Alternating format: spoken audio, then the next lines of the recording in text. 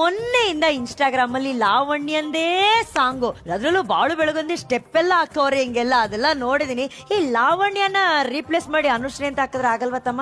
ನಾನ್ ಬೇರೆ ಲಂಗಾದಾವಣಿ ಹಾಕೊಂಡ್ ಬಂದಿದ್ದೀನಿ, ಆಕತಕ್ಕ ಟ್ರೈ ಮಾಡು. ಹಂಗೆ ಪುಣ್ಯ ಜಾಗದಲ್ಲಿ ಜನ್ಯ. ಸಾರ್ ಓದಬೇಕು ಪಿಪಿ, ನಮ್ಮಿಬ್ಬರ ಪ್ರೀತಿಗೆ ಸಾಕ್ಷಿ ವಿಪಿ ಅಂತ ಹೇಳ್ತಾವ್ರು ಸರ್ ಅವ್ರು.